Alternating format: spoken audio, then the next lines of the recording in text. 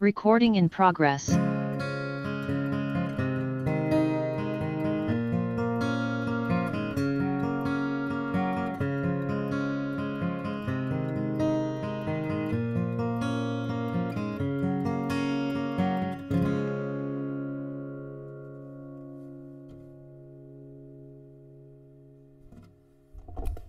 Hey everybody, welcome back to the Noel Casler podcast, episode 75. That's pretty good, huh? We're kicking it off with the Mcallister, one of my finest instruments, and glad to be back here. I just got back from Cape Cod. I was doing a show last week, as some of you guys know, and thanks to all who came out. There's nothing more rewarding than doing these live shows and getting to meet people in person that listen to the podcast or follow me on Twitter. They're always so sweet and educated and, of a like mind. And that's not what you're looking for. But, you're doing it to perform as an artist and sort of get your point of view across. But when it connects with people, it's very satisfying.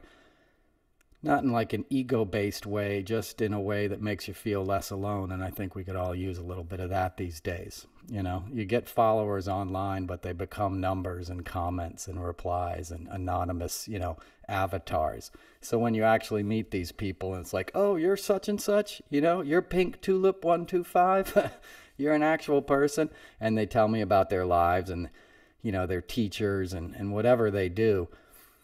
There's a genuine connection, and that's heartening. So I just wanted to thank everybody who came out and let you know that I'm going to be, I'm still going to be doing the podcast and I'm going to be doing the car rants and such. But, I'm going to have some more live shows coming up in the fall. So I'll announce those soon. In the meantime, enjoy your summer. The rest of it, it's hot here in New York, boy. We're in a heat wave like I have not felt. I'm in the Hudson Valley, about an hour outside of New York City, and it was 99 degrees yesterday on the heat index, which is not normal for this part of the world. Summer's supposed to be hot, but it's not supposed to be deadly hot. And it's not quite deadly here, but it is other places, and it's dangerous. And we got some good news on that front, right? Because the climate bill passed yesterday, right? The budget reconciliation that is going to address climate change in a substantive fashion, a substantial fashion to the tune of, $400 billion was passed. And that's a victory. And that's a victory for Joe Biden and the Democrats and anybody who cares about the future of this planet. It came with compromises. Some of those compromises were championed by the traitors in our midst, meaning Joe Manchin and Kristen Sinema. Sinema once called herself a Prada socialist. That's how she explained her switch from the Arizona Green Party, where she first came to power in Arizona as a state senator or state rep. And she they asked her why she was leaving the Green Party as a social worker and sort of somebody who was into the environment. She said, well, now I'm a Democrat. I'm a Prada socialist, meaning she wanted to get paid. She wanted access to power. And when she pulled the con that she pulled, switching from rep to senator, and got a lot of support that people now regret, she went full on, now I cash in. Now I'm going to get paid. And I don't know if most of you guys know this, but she left Senate 2 summers ago and took a paid internship in Napa Valley at a vineyard that's owned by a big hedge fund, financial services guy. And he paid her to learn about making wine, but also to go to these seminars every night and learn about things like, carried tax and all this carried interest taxes and all these things that affect hedge fund brokers that make them have to pay their fair share on the exorbitant amounts of money they make off of making their clients rich and in many ways making the rest of us poor. So she learned all about the intricacies of, financial instruments and what that industry needed. And now she delivers it to them. That's her full-time job. It's not representing the people of Arizona. It's filling her own pockets. And she's not even up for re-election until 2024, at which point she'll probably leave and take a multi-million-dollar contract at Fox News. Let's be real, right? Joe Manchin on the other side did all he could do to sort of stop the bill. He finally acquiesced, and that's a victory. Even though he's obviously owned by the Koch brothers, and I don't need to relitigate that here. You guys have heard it enough, but even Joe Manchin sort of did the right thing. And I think in many ways, Chuck Schumer and the Democrats outfoxed Mitch McConnell. And that's awesome. But I want to celebrate it, because you got to celebrate the victories when we have them. But you also have to be aware, somebody like Kristen Sinema, essentially what she's doing is leaving a window open for the thieves that are going to come in the night later, right? We shouldn't be getting resistance from Democrats. All the Democrats should have fell in line on this. It was a 50-50 vote. Kamala Harris, Vice President Harris, cast the deciding vote, as you know. But having people in our midst that pretend to be Democrats that are actually serving their own interest and the special interest of something like the financial industry, who's going to turn around and try to dismantle this legislation if the Republicans take back the House and the Senate, and certainly the executive branch over the next couple of years. So my point in that is, it's a short-term victory. It's a battle won in a war that is ongoing. And we have to look at our troops and find out who's on our side and who isn't. And somebody like Kristen Sinema certainly is not. So if you're listening in Arizona, please don't vote for her again, And you can always make the case a lesser of two evils, but, let's just change people's hearts and minds. Let's let people understand what they're up against, because they clearly don't, right? And they're clearly being brainwashed, and that kind of stuff is ongoing. You had another CPAC rally this weekend, this time in Dallas, Texas, where the right stood and gave a standing ovation to Viktor Orban, a straight up Nazi, right? A guy who says he doesn't want mixed races in his country. He doesn't want immigration. He doesn't want same-sex marriage. He's a homophobic fascist in line with Mussolini and Adolf Hitler, and even one of his top aides resigned after his recent speech on mixed races, because she was like, this is just too much for me. And that was like his, a woman who was one of his main people. So, when your own party, your own aides, you're too Nazi for me, and I was kind of down for this for a while, that's a sign. But who embraces them? The right, the Texas pseudo-Christian fascist wannabe wearing a Star-Spangled Banner t-shirt and cheering. They love it. They love to hear that they're on the right side of things. And they love the way it's been packaged for them. And that's what I want to address this week.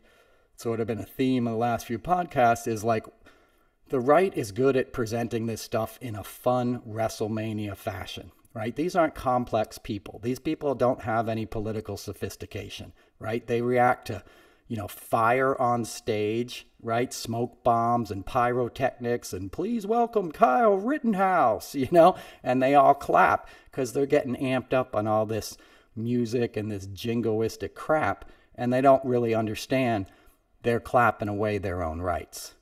Trump got up and gave his speech on Sunday or Saturday evening, and he said, I'm going to take away, healthcare. I'm going to take away education. I'm going to dismantle every agency that makes government work.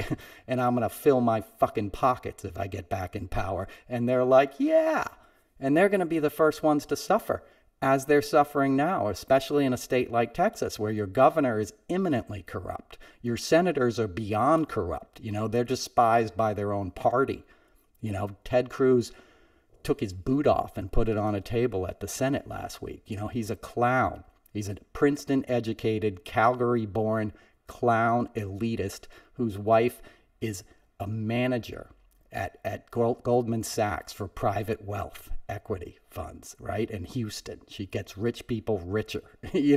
She's the director of that agency. You couldn't get more elitist than Ted Cruz, but he takes his boot off and puts it on a table and comes out at CPAC and gives a speech about his pronouns or kiss my ass, and they all cheer.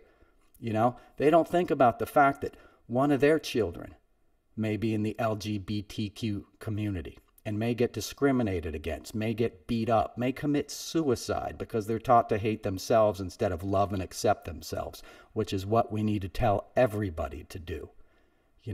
Any political message that preaches hate is evil. It's toxic. It's not where any of us need to be, and it's certainly not religious. It's certainly not patriotic.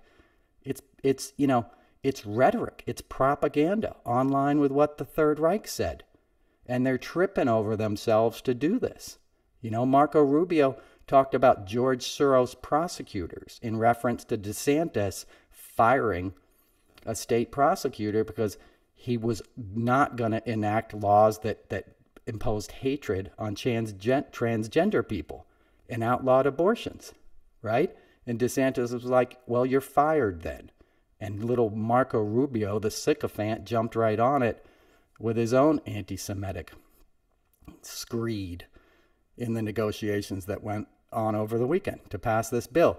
So my point is, they know this poison sells to the people, and these guys are getting so deep into this this cultish thing, that they're cheering this stuff. And it's like a freak show.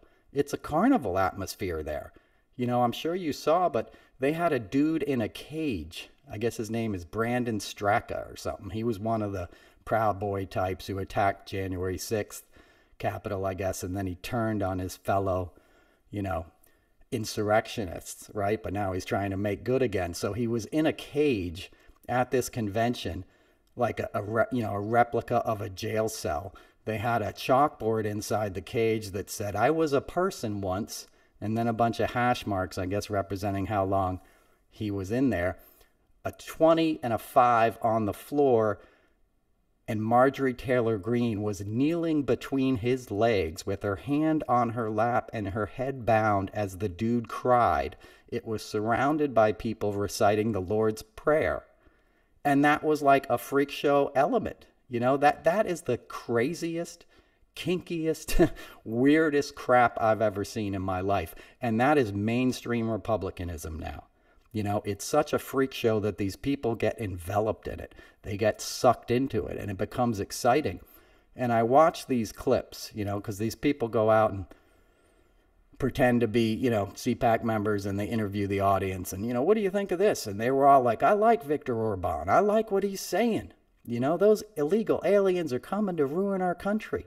That's the greatest fraud that's ever been perpetrated on basically Southern conservative Americans, that immigrants are somehow coming here to hurt you. No, they're not. They're coming here to hold this country together in many cases. Does it have to be, dealt with in a humane fashion? Certainly, right? But you don't put immigrants on a bus and send them to Port Authority, as Governor Abbott did this weekend, and drop them off in the middle of New York City in a heat wave. You don't send them to D.C. as he did. They're using human beings for political stunts. And these people are coming to our country to better themselves and find a safe place to raise their kids and work to feed their families. And they're going to do jobs that a lot of Americans don't even want to do, and then provide a better life for their children. And then their children are going to get educations and contribute to this country in a meaningful way. And we have so many complicated problems that we need all the talent we can get. We have a void in this country of intelligent, compassionate people because the right wing and Fox News have poisoned literally generations of people. A lot of white middle-class suburban people in my generation are pretty much useless. They go to their jobs, they come home, they watch Fox News, and they bitch about somebody else taking something away from them instead of what they can do for somebody else based on the privilege they've been granted in this lifetime. That's the kind of stuff you need to address.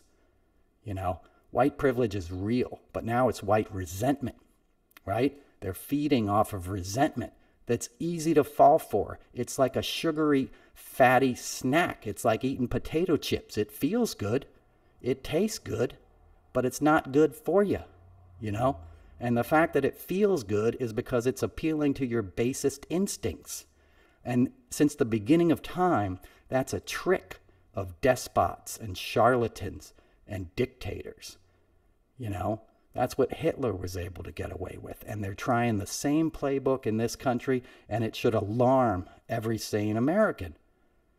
Because it's taken on a freakish characteristic that we have never seen before. Hitler didn't have YouTube. He didn't have Twitter. He didn't have dudes on there at 4 a.m, researching this crap and believing it. Look at Alex Jones, right? Look at that trial. Here's a guy who was making $800,000 a day off of something like this, a YouTube show. Mine is free, by the way. Everything's free. The podcast is free. You can come to the show and buy a t-shirt. That's the only thing I sell. This guy was selling supplements, had commercials, all this stuff, preaching hate to the tune of $800K a day. That's insane, but it should scare people. You know, that how much wealth he accumulated. Something like $275 million this guy's worth. A useless guy who has no skills, no real education, no insight, just preaching hate.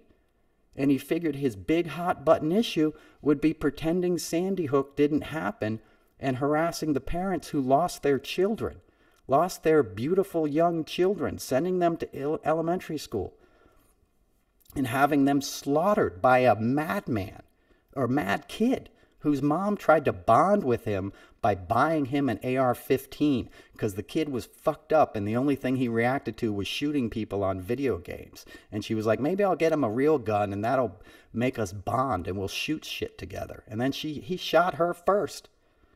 You know, and this kid had everything. I live 20 minutes from Sandy Hook. It's beautiful. It's Newtown, Connecticut, man. I wish I grew up in a place so bucolic. I grew up outside of D.C. when I was younger, till I moved up to the Hudson Valley. You know, I grew up in a neighborhood where, like, that violence wasn't a game, right? But these kids who have everything get twisted, and then they turn into school shooters, and then some other asshole like Alex Jones figures out he can make a buck off it. You know, that's Sandy Hook, something I never got over. I was working on the Stones tour when it happened, and we had a day off, and that thing happened. I've told this story before. And I was like, how are we even going to do the show the next night? We were in Newark the next night, and Springsteen was a special guest. And, you know, I remember him walking in, and I was standing backstage, and the look on his face, it was like he got it. He saw the weight of the tragedy. But, I felt like the world should stop. Like, and if ever anything was enough is enough, it was that. And what happened? It sold more guns. And then people on the right, like Alex Jones, realized, hey, this is an opportunity. I can exploit this for money. Because a lot of people don't want their guns taken away. And they don't want to be labeled, you know, as extremists because they support the NRA and they like to have a bunch of guns. You are an extremist. If you have a bunch of guns in your house, you're living in fear. This didn't used to be a war zone. Fox News is lying to you, man. Nobody's coming to steal all your crap in the middle of the night. Those guns are going to kill you or a family member. Right? But the right sees it as an opportunity to grift. And this guy grifted off of the worst sin you can imagine. And then what happened? It happened again. Right? It happened in Uvalde, Texas, less than 2 months ago. And all those tough guy cops stood around in the hallway for 70 minutes while one teenager with one of those weapons ended too many lives of children. And the state didn't do a damn thing about it. The governor posed on a stage with a bunch of cowboy cosplay, and they attacked Beto O'Rourke for asking them why they'd allowed these weapons in the hands of minors. Or not minors, but 18-year-olds, right? All that kid had to do was be 18, and he bought that gun legally and bought thousands of rounds of ammo online. That is insane.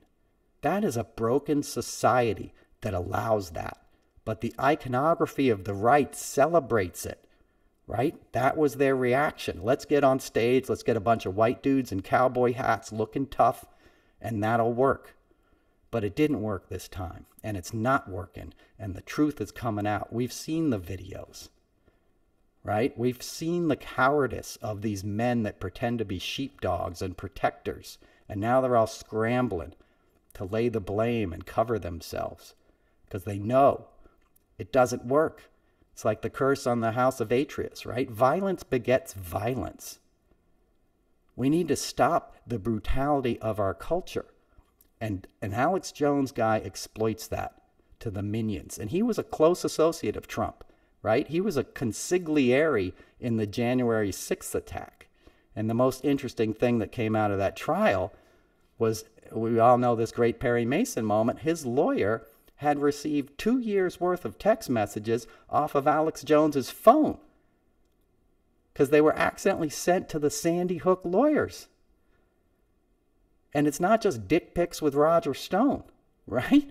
It's all these communications, presumably with Bernie Kerik and Giuliani and Roger Stone and Mike Flynn and all these other freaks that were sitting in a war room at the Willard Hotel and at Trump's D.C. hotel, planning this thing out like the military operation it was. And Alex Jones was the go-between with the Proud Boys and the Oath Keepers and all these extremist morons that have been cultivated by listening to people like Alex Jones for the years leading up to this event, right?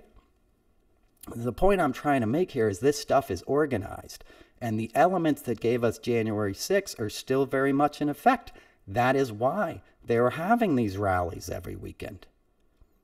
You know, as I said a few weeks ago, the Democrats need to find a way to counter this.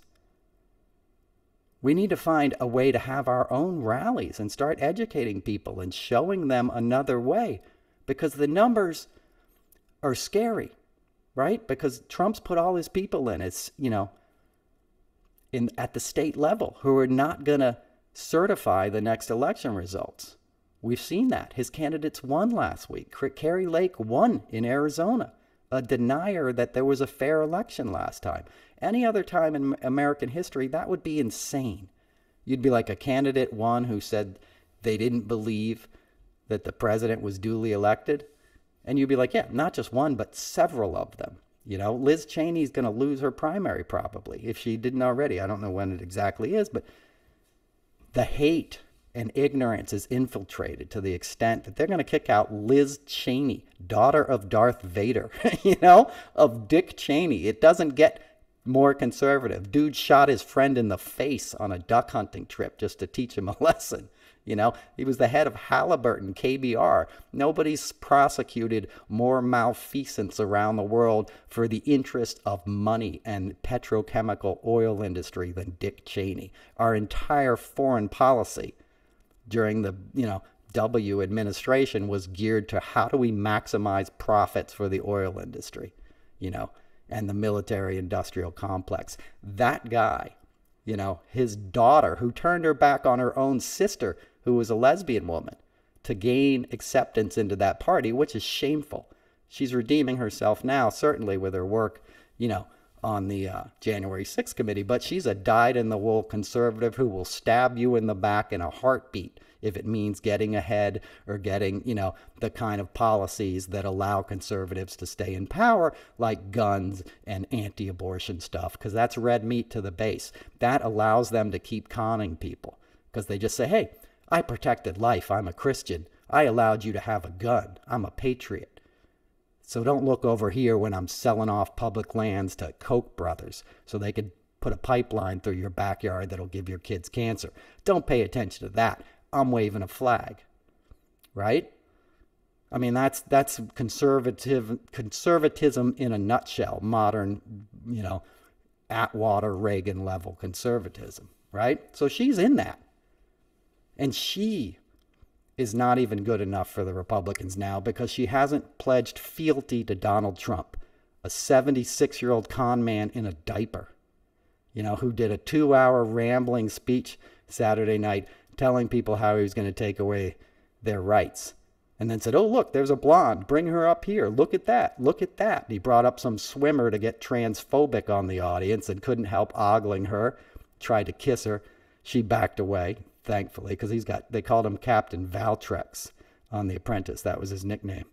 I'll let you figure out why.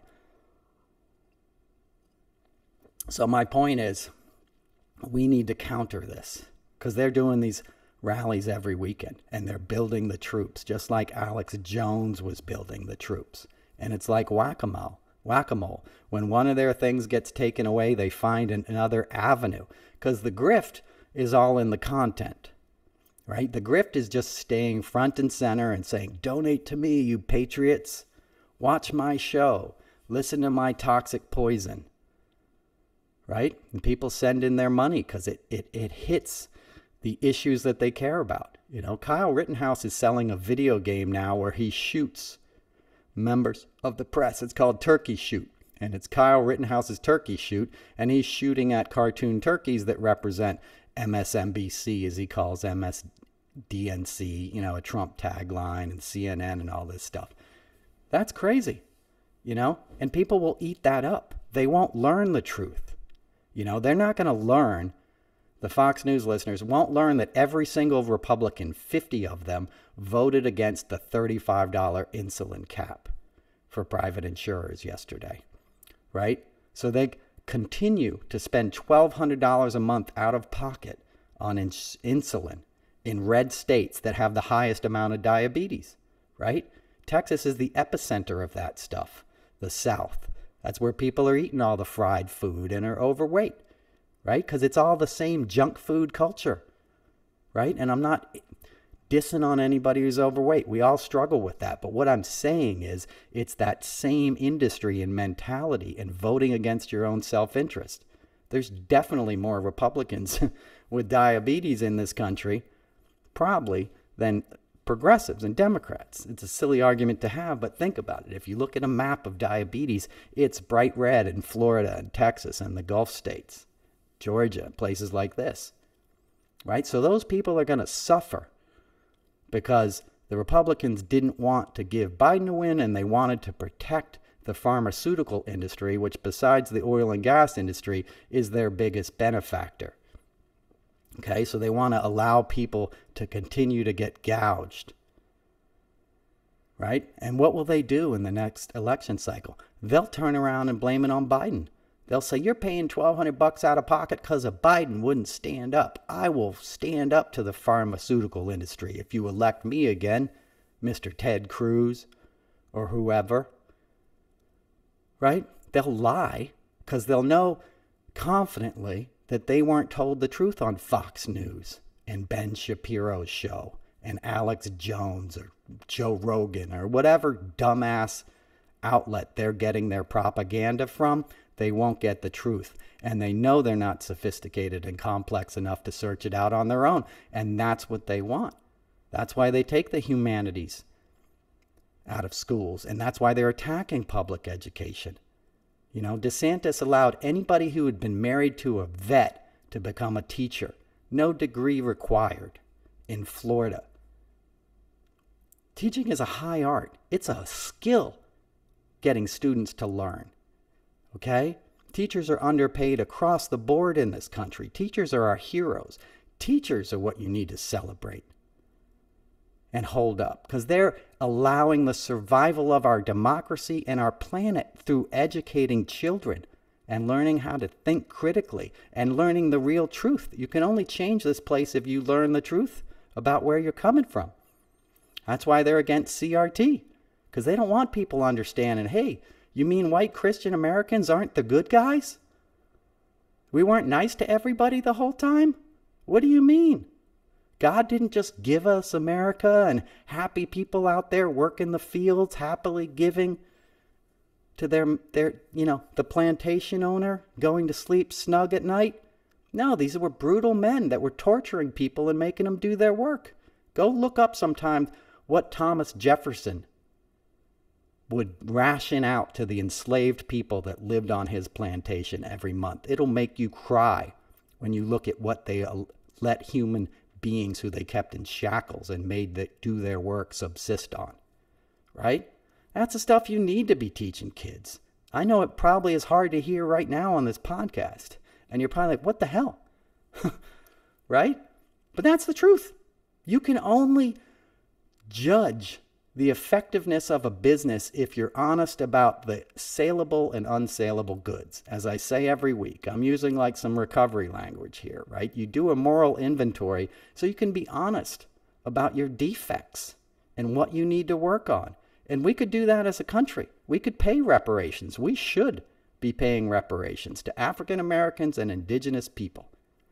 Straight up, we 100% should, and I think we will someday, because ultimately, unless we make good on our original sins, we'll never really progress, because it gives cover to the element we're dealing with now. The Republicans that want to be like, nah, it's only white men rule, screw that.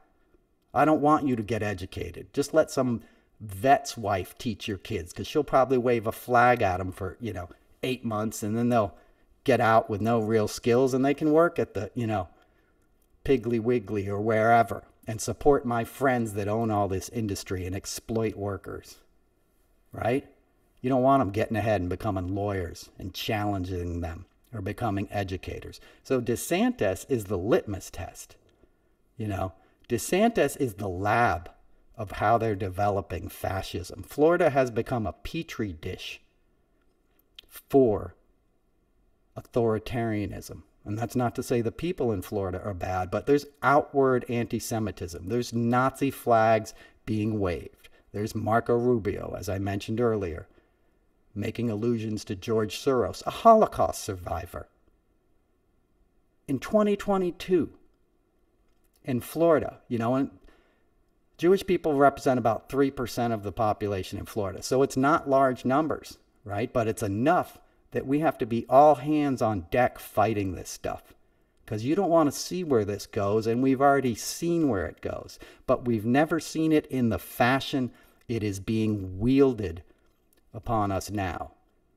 The German population was the most educated population in Europe, and they fell for Hitler, right? You can't make the same argument with MAGA. These are not educated people. These are people that have been trained like Pavlov's dog to react to keywords: immigrant, alien, gays, transgender. Trump just gets up there and says these words. He doesn't even know what he's saying. He's high out of his mind.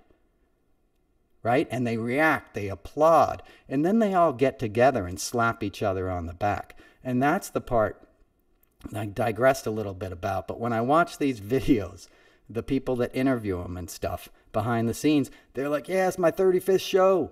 Love it. They're like deadheads for idiots, right? They're just like, there's a community there, and those bonds are strong.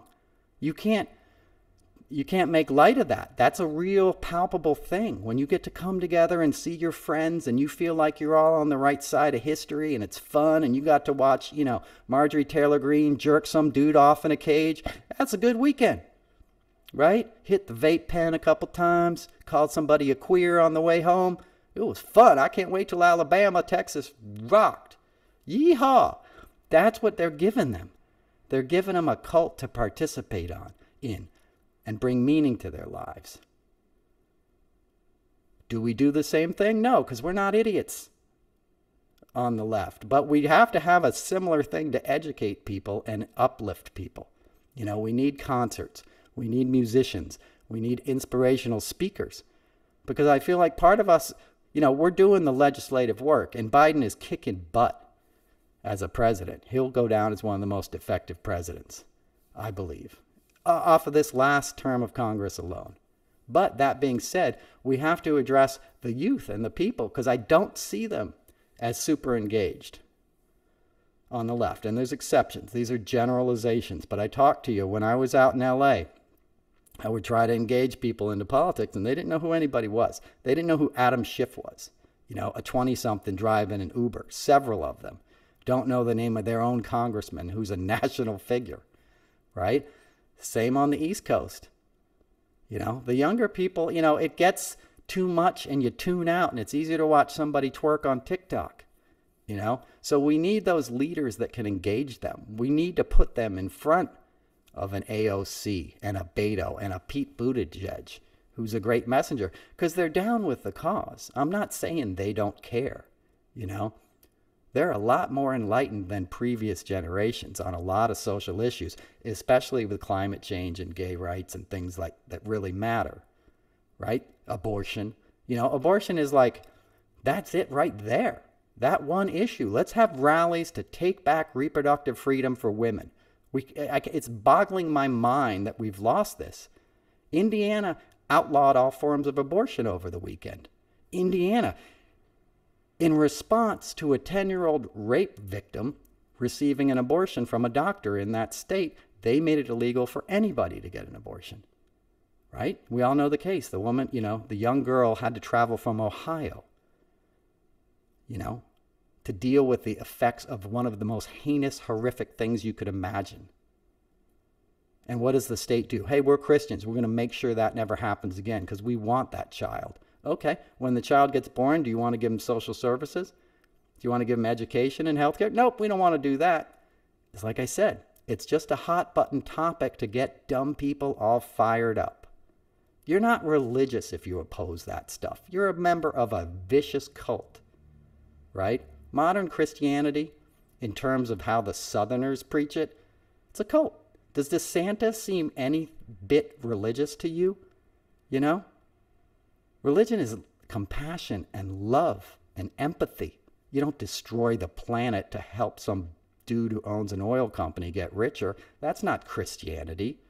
That's in direct opposition to the teachings of Jesus, you know? Brittany Griner. They attacked Brittany Griner. Trump did. Called her an evil person. Called her a bad person. Said she was loaded up with drugs. I'm going to tell you a little story. In the 80s, when Trump owned all these casinos, he needed to figure out a way to bring up high rollers in style to his casinos in Atlantic City, right? So he went into business with a guy named Joseph Weichelbaum. Joseph was his private helicopter pilot. He flew Trump's first helicopter that was called the Ivana. Ironic, right?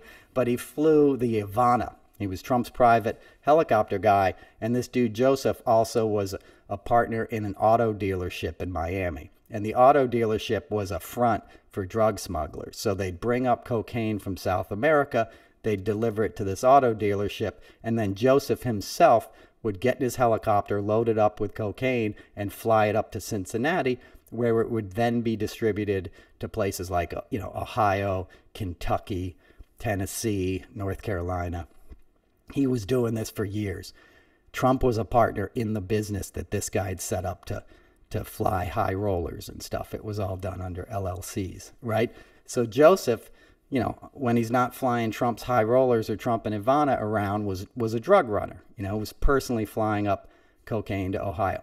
Joseph gets busted with 11 pounds of cocaine in his helicopter in Ohio. This is in the 80s, right? Well, this is like, there's a war on drugs big time. In a place like Ohio, you get busted with 11 pounds of coke in your helicopter. You're in some deep shit, right? So what does Trump do? He gives Joseph and his brother a free apartment in Trump Plaza, which is one of Trump's buildings on the east side. It's an ugly, ugly building if you ever pass it. But he gives him a free apartment while he's on trial. Then the trial gets moved from Ohio to Trump's sister's federal district in North Jersey. Trump's sister, Marion Trump Barry, right, presides over the trial. So the fix is in. 3 weeks into the trial, Marianne Barry recuses herself and seals her recusal. So you don't find out why she did until 6 years later, Freedom of Information Act, they figure it out. She recused herself because her and her husband had flown on the helicopter with Joseph Weichelbaum. And Marianne Trump's husband, John Barry, was a lawyer for Trump's casinos, right? So she's like, all right, there's too many loose ends. Let me get myself out of here. They pick another judge. That judge reads a letter in court from Donald Trump talking about what a great guy Joseph Weichelbaum is. And the jury goes easy on him. They give him a slap on the wrist. 18 months in Danbury, right? He gets out. Trump gives him an apartment in Trump Tower, and the guy goes back into business, moving cocaine in Trump Tower for the next decade or so, right? And Trump's casinos, because you could buy cocaine in Trump Tower and Trump's casinos. It was a well-known thing. If you were a finance bro and you didn't want to get busted going uptown trying to score drugs on the street, there was brothels and there was poker dens in Trump Tower for years that you could buy cocaine in. And you were safe because Trump had so many NYPD guys on his payroll in the building.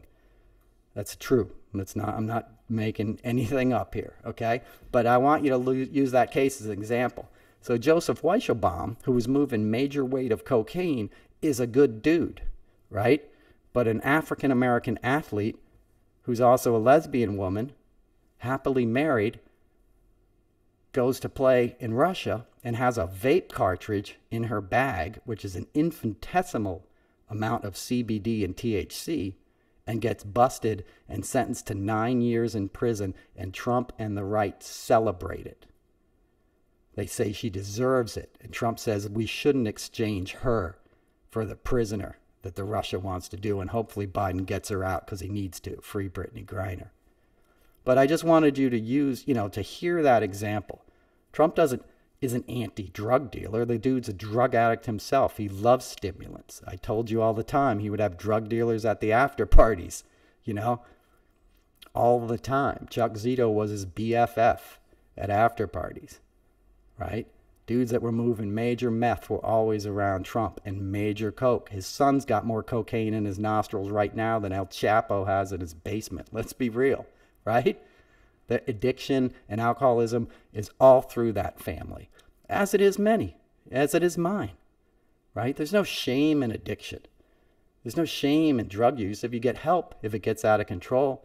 But if you try to shame someone else and pretend like it's a moral failing when it happens to an African-American athlete, but he's a good guy when it happens to your corrupt helicopter pilot who's been really running an operation in the 80s, which, by the way, decimated inner cities, right? The war on drugs decimated inner cities, the crack wars, and who profited from it? The CIA and the conservatives in the Reagan administration, because, again, it allowed them to demonize a people that they wanted to demonize, and it gave them a knee-jerk issue to campaign on.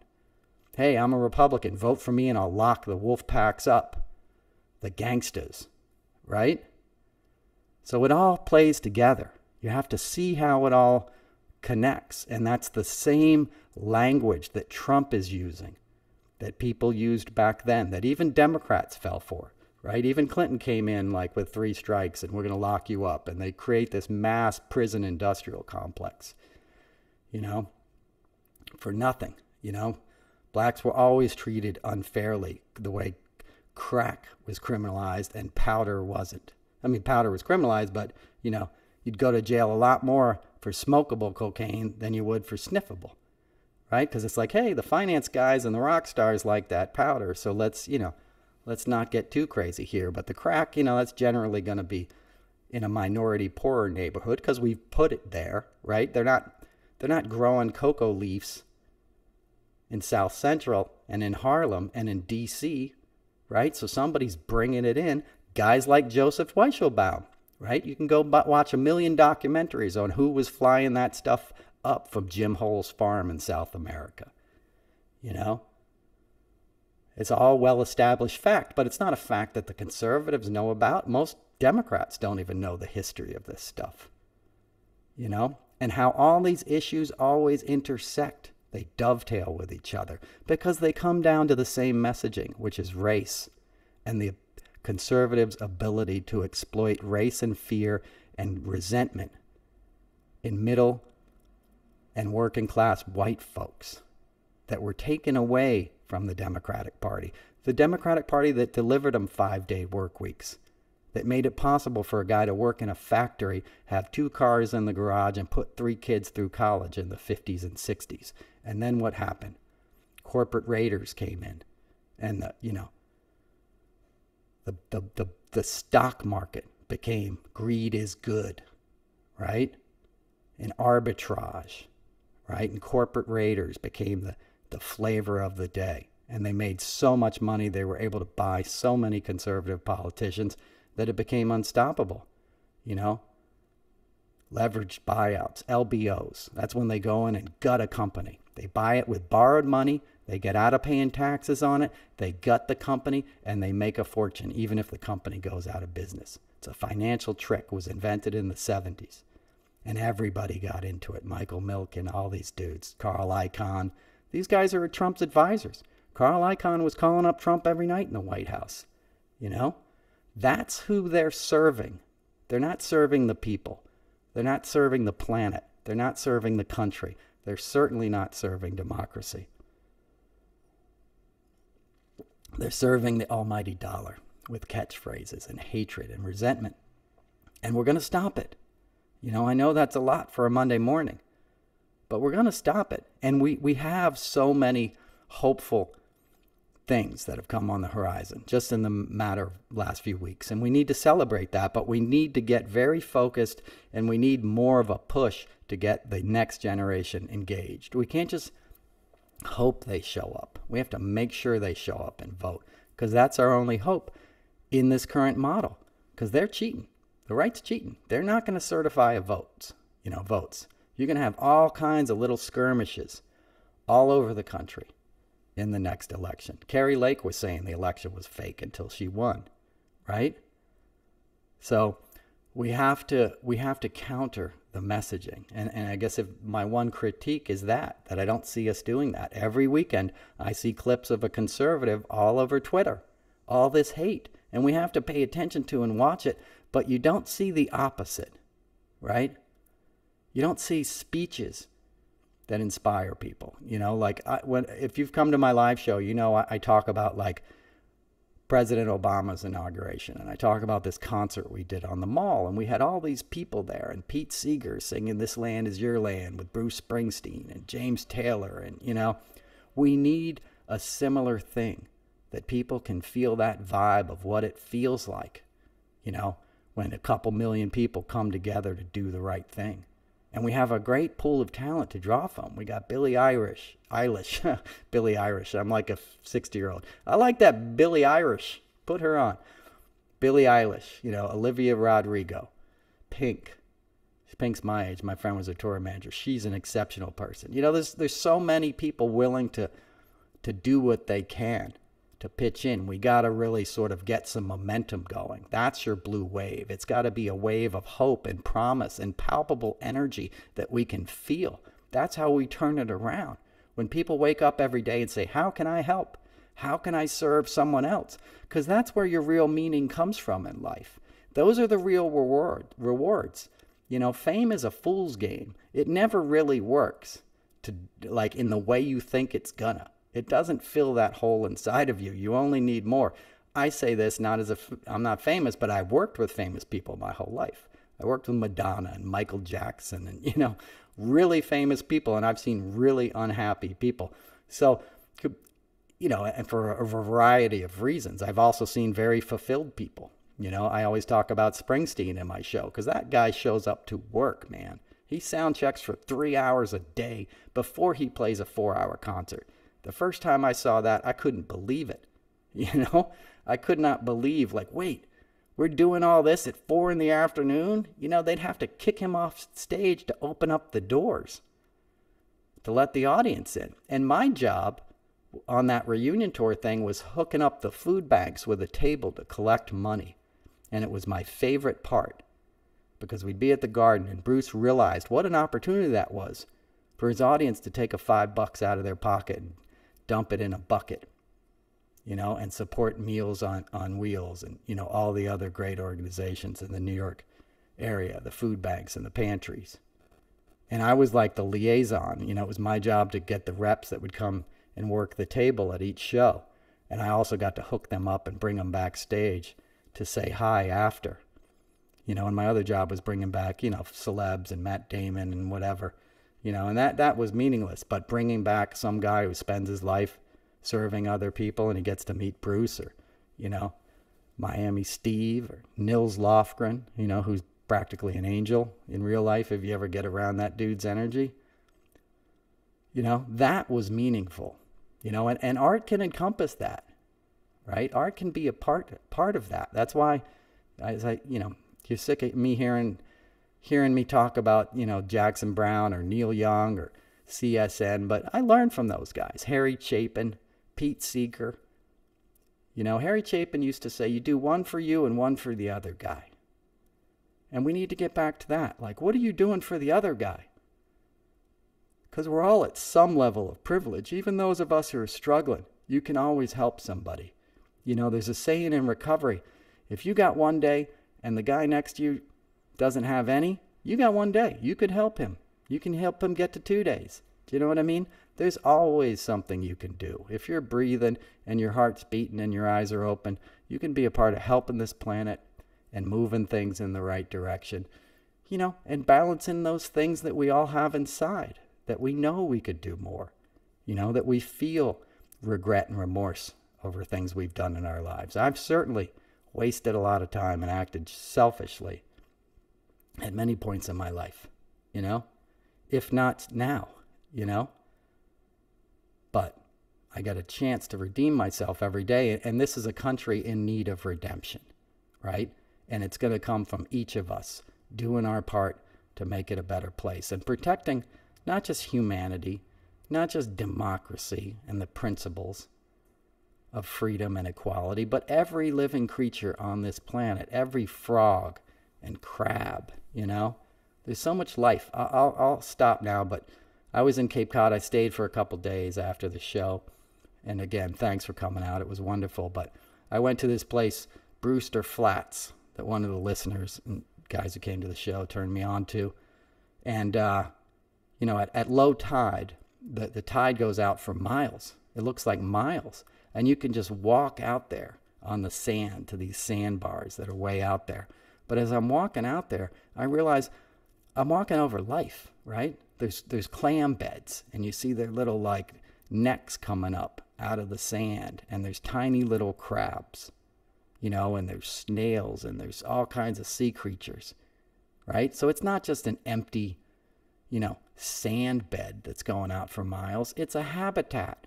It's complex ecosystem.